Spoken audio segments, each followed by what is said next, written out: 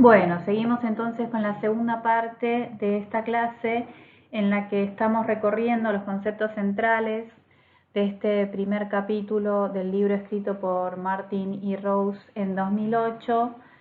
Recuerden que les invitamos a anotar los comentarios o las dudas que vayan surgiendo cuando lean este texto o cuando miren los videos para poder traerlas a los encuentros sincrónicos.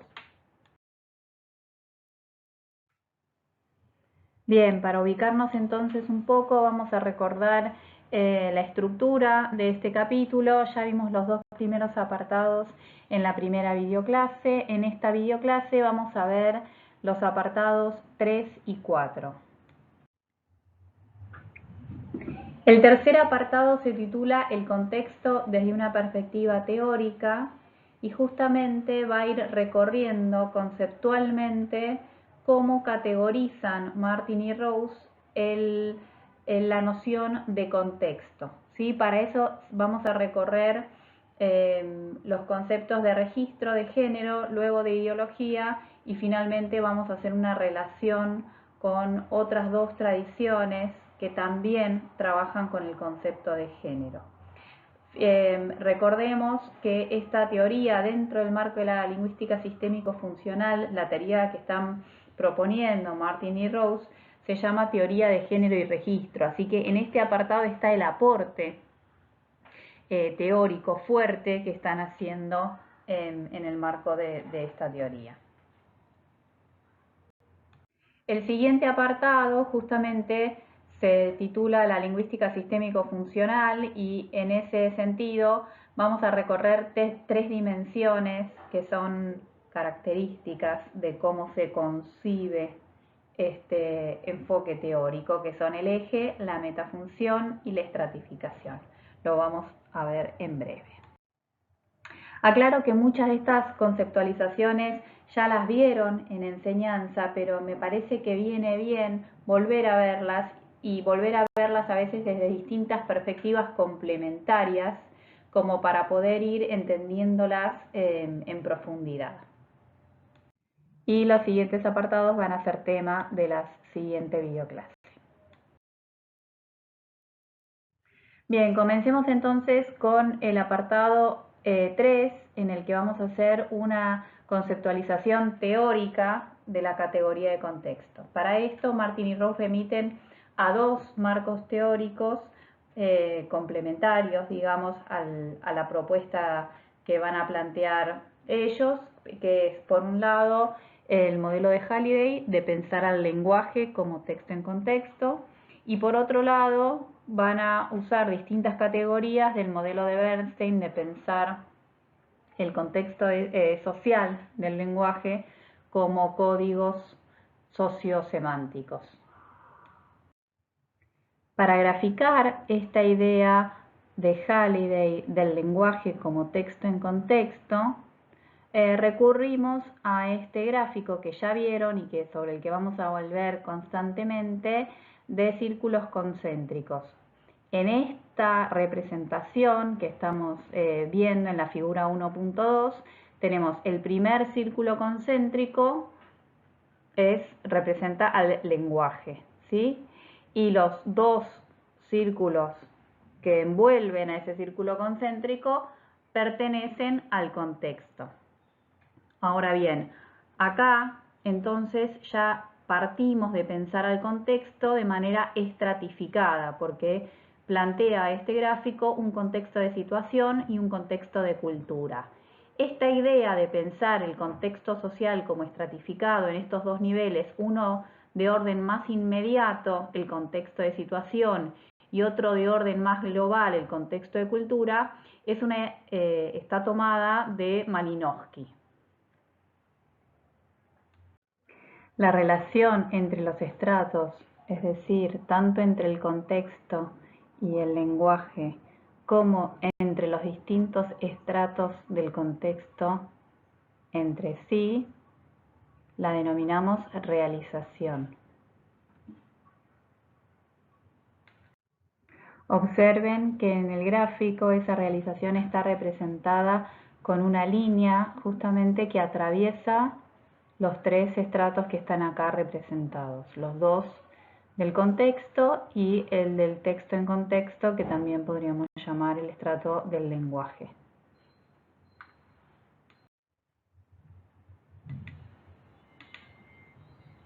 Bien, como ya han visto en enseñanza, pero lo retomamos por esto de que nos parece importante volver.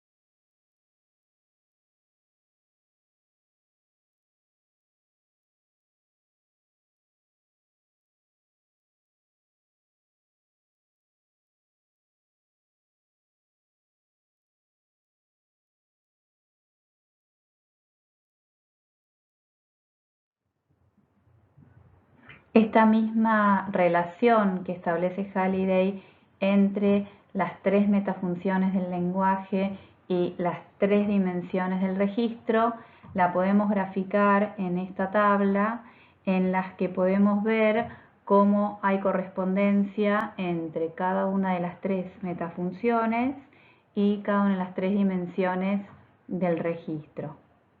Cada una de las dimensiones del contexto social, entonces, es realizada por su correspondiente metafunción del lenguaje, ¿sí?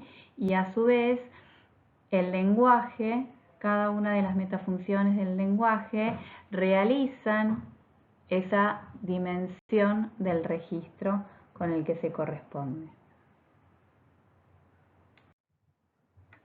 A continuación vamos a detenernos más específicamente en cada una de las dimensiones del registro, pero viene bien presentarlas. El tenor es aquella dimensión del contexto, entonces, que da cuenta de las relaciones sociales que se construyen entre los interlocutores, ¿sí? ¿Cuál es la naturaleza de ese vínculo, del rol social de cada uno de los interlocutores? El campo, por su parte, tiene que ver con la actividad social que se está desarrollando.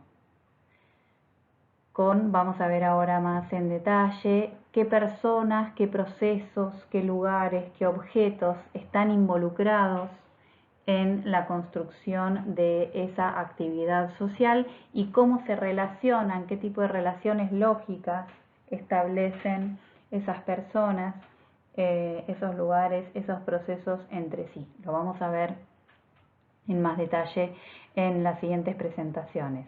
Y el modo es la dimensión del registro, justamente, que da cuenta de cómo está actuando el lenguaje en la construcción de esa actividad social que se está llevando adelante.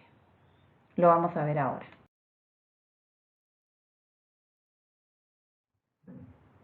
El tenor, entonces, decíamos, se relaciona con la relación social entre los interlocutores que construye ese texto. Es decir, estamos pensando desde qué roles se posicionan esos interlocutores, con qué relación de igualdad o desigualdad se ubican en ese texto.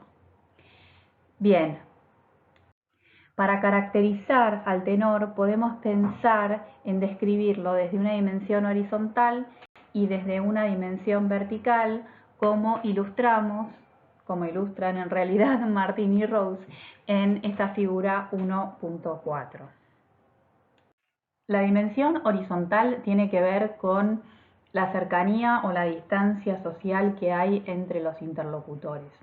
A esta categoría la llamamos solidaridad y va a ser claramente distinta. Los ejemplos que están en la figura me parecen bastante ilustrativos entre amigos cercanos versus compañeros de trabajo o entre trabajador y gerente de una empresa, por ejemplo.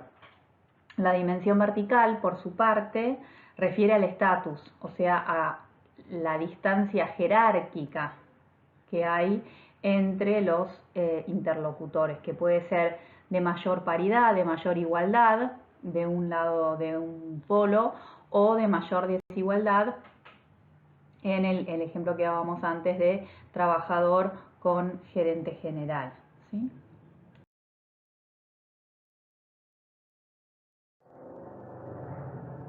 El campo, como decíamos, está relacionado con la actividad social que se está desarrollando y en función de esta va a involucrar determinadas personas, objetos, procesos, lugares, que a su vez van a construir distinto tipo de relaciones entre ellas, relaciones taxonómicas entre ellas. Y al igual que el tenor, lo podemos pensar en dos dimensiones, una horizontal y una vertical para caracterizarlo. Así, en la dimensión horizontal, podemos pensar que hay personas, objetos involucrados de mayor o menor grado de genericidad. A ver, pensemos un ejemplo también en relación con los textos que ya habíamos visto en la videoclase anterior, en la primera parte de este capítulo. Cuando se nos presenta la descripción de la perra Tami, ¿sí? Se está describiendo un animal específico, es esa perra Tami. Ahí estamos del lado de, en la dimensión horizontal, estamos cerca del polo de lo específico. En cambio, cuando veíamos la clasificación, o para decirlo con un nombre más técnico, el informe taxonómico de cocodrilos, estamos pensando en una clasificación de también animales, pero entendidos en su concepción genérica de los cocodrilos en general. Ahí estamos más cerca del polo de lo genérico, ¿sí? Hay algunos géneros discursivos que están centrados en participantes más específicos y otros, por el contrario, que relacionan participantes más genéricos. Eso en cuanto a la dimensión horizontal. Si pasamos ahora a la dimensión vertical, podemos distinguir entre algunos géneros y algunos textos que presentan actividades de manera más estructurada y otros en los que no hay actividades que los estructuren. Nuevamente podemos recurrir a ejemplos que ya vimos para dar cuenta de esta distinción. Cuando, por ejemplo, el escritor hacía un relato de sus vacaciones, está produciendo un texto que está claramente organizado en torno a una secuencia de actividades. Esas actividades están estructurando ese relato. Por el contrario, cuando estamos clasificando cocodrilos, no hay actividades que estructuran el relato, ya que justamente se trata de un texto, un informe taxonómico, como decíamos antes, que busca, va en primer lugar definir qué son los cocodrilos y luego nos va a decir qué tipos de cocodrilos hay.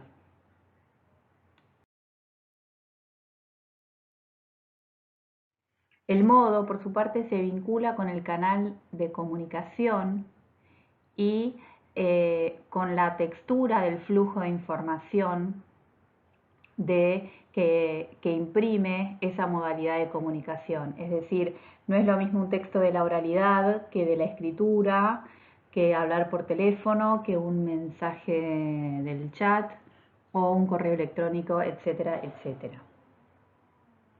Para caracterizar nuevamente al modo, vamos a pensar en dos dimensiones, como venimos viendo hasta ahora, también graficadas en esta figura 1.6.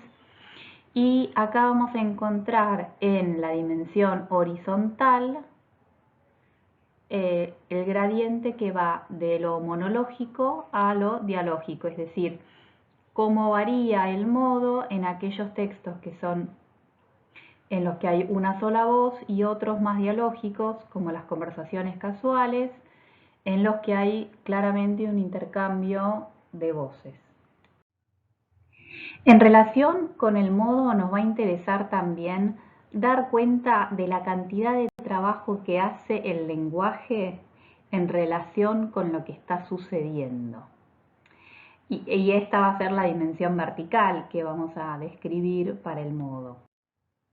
Es decir, vamos a pensar que en determinados contextos el lenguaje puede tener un rol menor, porque hay otras modalidades que están mediando más centralmente lo que sucede.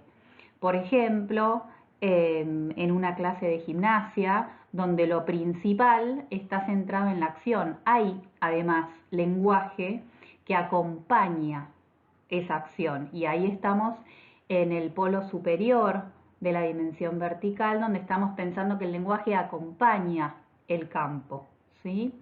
Pero en otros contextos, el lenguaje pasa a ser la actividad central y estructurante de lo que sucede. En ese sentido, está pensado el otro polo, el de constituir el campo. En el polo de constituir el campo están los textos que presentan una mayor cantidad de trabajo con el lenguaje, porque es el lenguaje el que construye, el que realiza el trabajo central en relación con la acción social que se está realizando, ¿sí?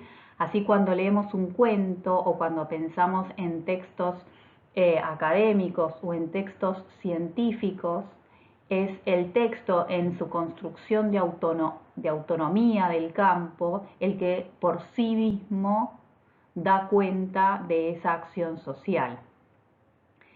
Contrastemos esto con el ejemplo de acompañar al campo, en el que se presenta un comentario deportivo, en el que el lenguaje tiene una función secundaria en relación con aquello que está, con el deporte que está sucediendo, ¿sí?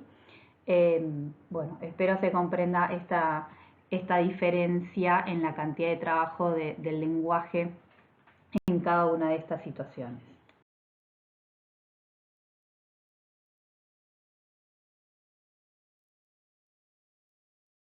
Para recapitular entonces, vamos a pensar estas tres dimensiones del contexto de situación, siguiendo a Halliday, que son campo, tenor y modo, y los vamos a pensar como variables del registro, que entendemos como ese primer estrato del contexto, pensando al campo como la acción social que se está llevando adelante en ese texto, al tenor como esa relación que se construye entre los participantes, y al modo, en relación con lo que decíamos antes, con el rol que tiene el lenguaje en la organización de ese texto.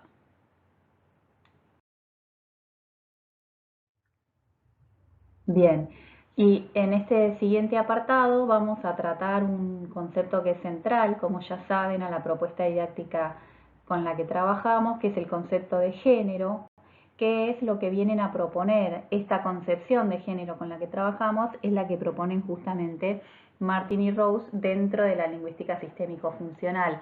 Explican los autores entonces que Halliday y Hassan, que son los referentes de la lingüística sistémico-funcional, abordaron el concepto de género, pero de un modo distinto a cómo lo van a hacer Martin y Rose, y cómo vamos a tomar nosotros para pensar justamente, como decíamos antes, al género como un estrato más global del contexto.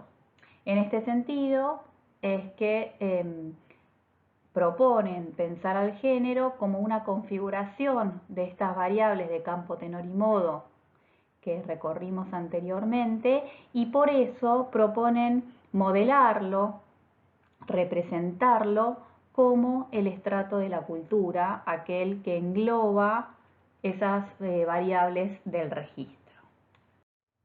Para graficar esto y completar entonces esta figura de círculos concéntricos que ya habíamos presentado, podemos ver cómo el género es representado como un estrato que antes habíamos analizado como contexto de cultura, ¿sí? Que engloba esas variables de tenor, de modo y de campo que configuran el registro.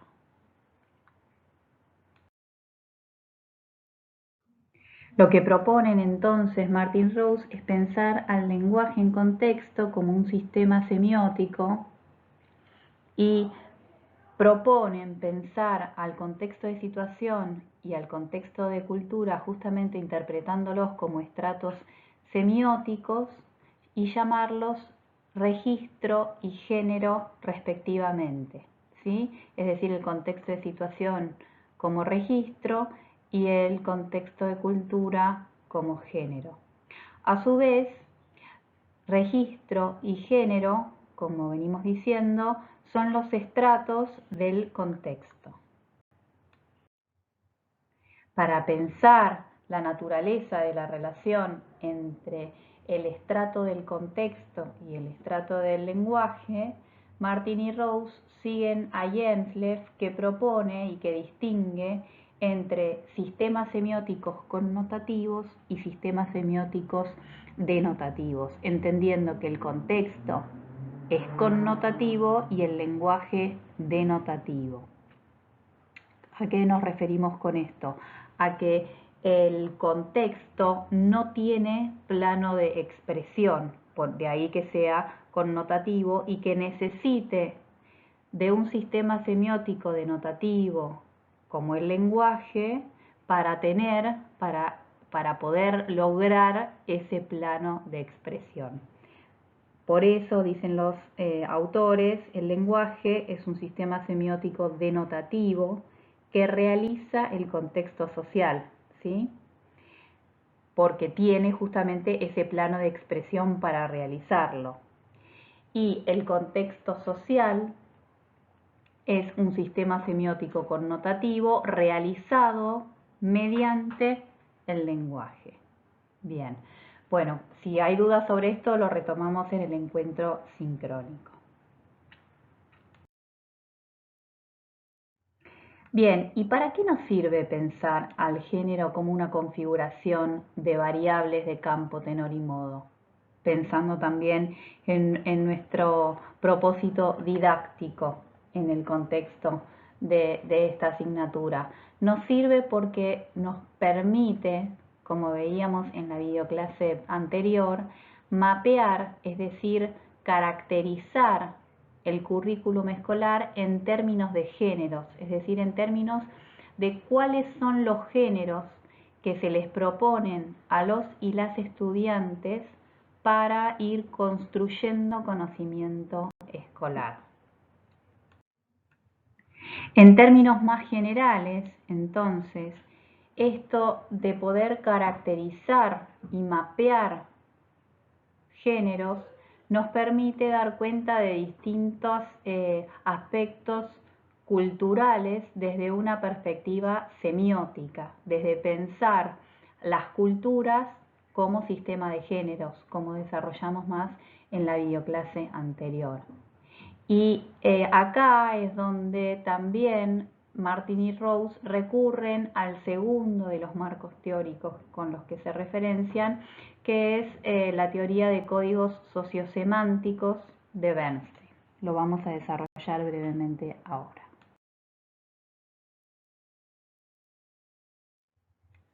A Bernstein, a quien seguramente leyeron en alguna otra asignatura del profesorado, entiende o analiza en realidad las desigualdades que hay en relación con el acceso a géneros, sobre todo a géneros que él entiende fueron evolucionando con la modernidad en instituciones sumamente especializadas y restrictivas, a su vez, reflejando las desigualdades de clases sociales.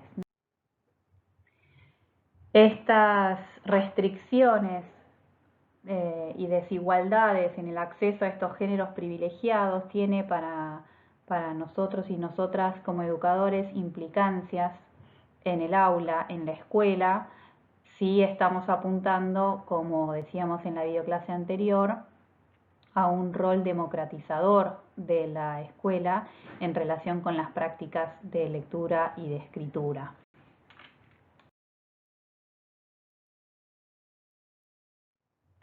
Y en este sentido es que Martin y Rose van a proponer pensar en la noción de ideología para dar cuenta de esas variaciones en el acceso. Van a decir ellos que las desigualdades en el acceso a estos géneros privilegiados son una preocupación para pensar una educación democrática. Son 5 los factores que proponen Martin y Rose en este sentido para pensar estas desigualdades de posicionamiento en relación con el poder en las sociedades postcoloniales. Toman desde ya la categoría de clase para pensar estas desigualdades, pero toman también, y me parece bastante interesante, otras 4 nociones, la de generación, es decir, lo que tiene que ver con las edades involucradas, el género, y acá género no es género discursivo, sino que refiere a identidad sexogenérica. Toman también el concepto de etnia. Recordemos que ellos están pensando desde Sydney, donde hay muchos pueblos originarios y muchos hijos de hijas de pueblos originarios que son la población escolar para la que ellos y ellas están pensando. Toman también el concepto de capacidad y acá en este sentido también están haciendo una crítica a las sociedades capacitistas, que también me parece bastante interesante. Y la ideología, entonces, entienden ellos, es la que distribuye este diferencial acceso o restricción a estos géneros privilegiados del modernismo, y esto lo hacen a través del sistema educativo. Y acá es donde entra Bernstein a jugar para pensar justamente cómo es el sistema educativo el que participa de esa distribución de recursos tanto materiales como semióticos en una sociedad.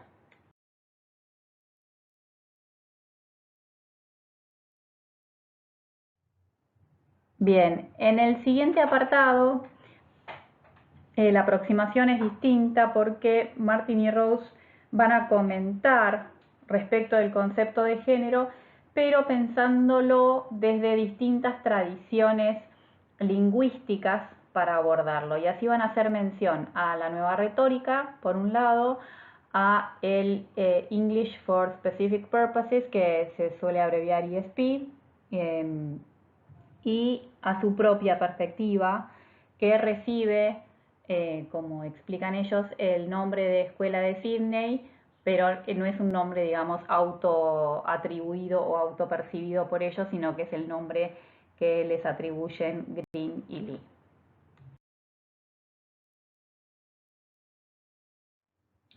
Lo que van a entender Martin y Rose, que distingue a la perspectiva que asumen ellos en relación con las otras dos tradiciones, es que van a tomar a la lingüística sistémico-funcional como la perspectiva lingüística que van a usar para el análisis. En esta caracterización de esta perspectiva, la van a describir como una perspectiva social, como una perspectiva sociosemiótica, como ya dijimos también, en una perspectiva fundada fuertemente en la lingüística sistémico-funcional, como marco teórico que ellos describen, me parece muy interesante el adjetivo, como fractal, es decir, como compuesto por distintas dimensiones, pero distinguen esta idea de fractalidad o de multidimensionalidad de lo que podría ser un enfoque más ecléctico, es decir, de combinación de distintos marcos teóricos y finalmente se van a posicionar fuertemente en un espíritu intervencionista desde su propuesta didáctica, es decir, que van a buscar intervenir en específicamente lo que tiene que ver con una transformación de la lingüística educacional, o sea, de la educación lingüística, de la educación de la enseñanza de la lectura y la escritura en las escuelas, y no solamente lo van a pensar como una perspectiva crítica de análisis crítico en el sentido de análisis crítico del discurso. Y justamente como la lingüística sistémico-funcional es estructurante de esta propuesta, es que en el siguiente apartado van a buscar explicar por qué es una lingüística sistémica y por qué es funcional.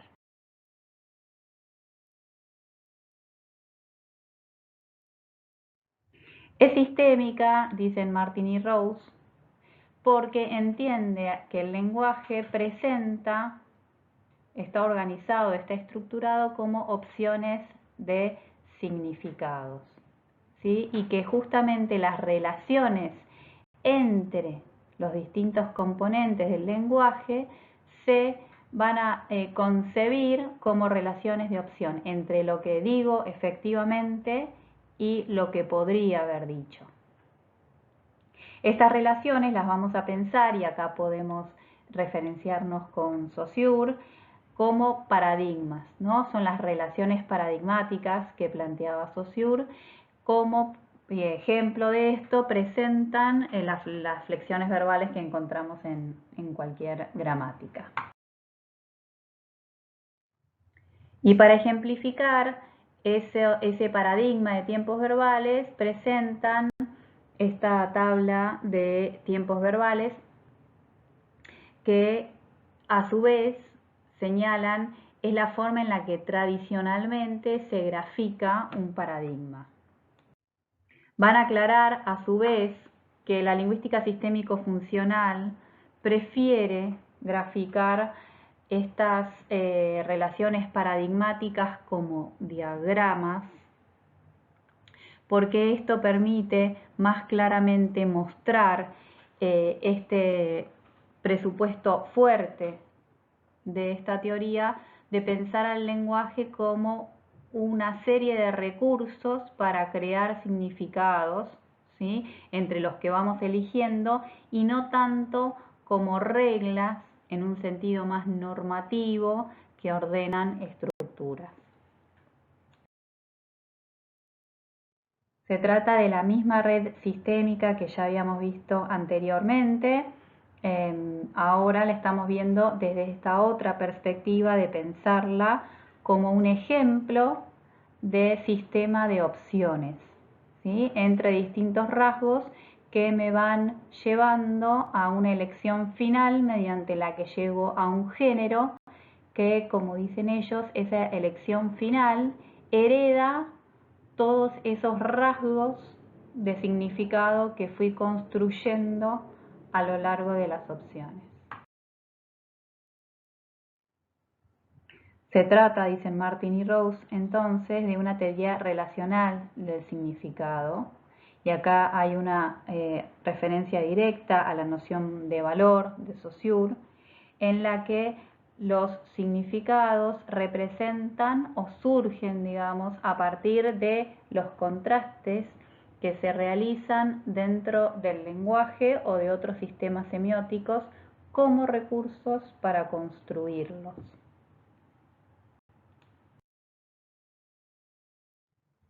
A su vez, dicen Martin y Rose, y si bien las relaciones paradigmáticas son prioritarias en la lingüística sistémico-funcional, también cada uno de los rasgos se realiza en estructuras sintagmáticas. Estructuras sintagmáticas que a su vez se adquieren su identidad, digamos, a partir de la función que cumplen en la totalidad de esa estructura. Y el ejemplo de esto es uno que ya habíamos visto en la videoclase anterior, que tiene que ver con el análisis que hace Mitchell de la subasta de mercado, en la que justamente cada uno de los 4 pasos de esa estructura tiene un nombre, una etiqueta que responde justamente a la función que cumple ese paso en la totalidad del género, ¿sí? Y finalmente, para cerrar este apartado, este subapartado en realidad, explican Martin y Rose que tanto sistema como estructura son ejes de la lingüística sistémico-funcional.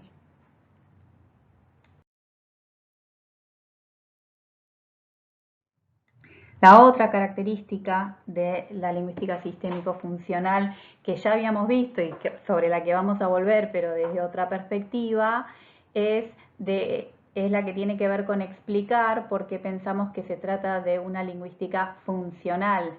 Y esto tiene que ver con que estamos pensando el lenguaje desde el uso que hacemos del lenguaje, dicen Rose y Martin, para vivir, ¿sí? Para vivir socialmente, podríamos agregar. Bien, y esto es lo que lleva a pensarlo al lenguaje organizado en torno a estas tres grandes funcionalidades que tiene el lenguaje en este enfoque teórico, a las que llamamos metafunciones, ideacional, interpersonal y textual, como ya vimos anteriormente. De las características que también ya vimos en relación con el lenguaje, pero que ahora lo estamos pensando como una característica de este enfoque teórico, es pensar al lenguaje de manera estratificada. O sea, ya vimos al contexto estratificado en dos y ahora vemos cómo pensamos al lenguaje estratificado en tres estratos: el semántico discursivo, el léxico gramatical y el fonológico, y ahí podríamos agregar el grafo fonológico, ¿verdad? Recordando siempre esta idea sobre la que ya habíamos trabajado, de que la realización, que es el modo en el que se relacionan los distintos estratos, no es una relación unidireccional. Y acá una aclaración técnica, digamos, pero que me parece que viene bien, que es, si bien en el título de este apartado dice niveles del lenguaje, en realidad es más correcto pensar en este concepto de estratos.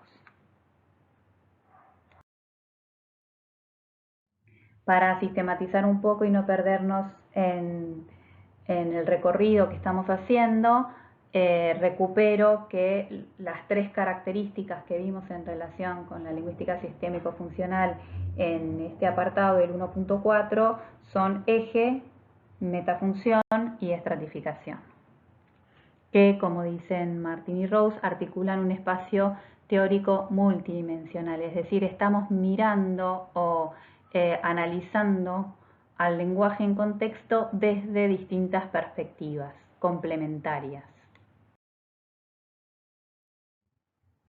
Y esto último para recuperar el recorrido que hicimos en esta videoclase y que continuará en la siguiente.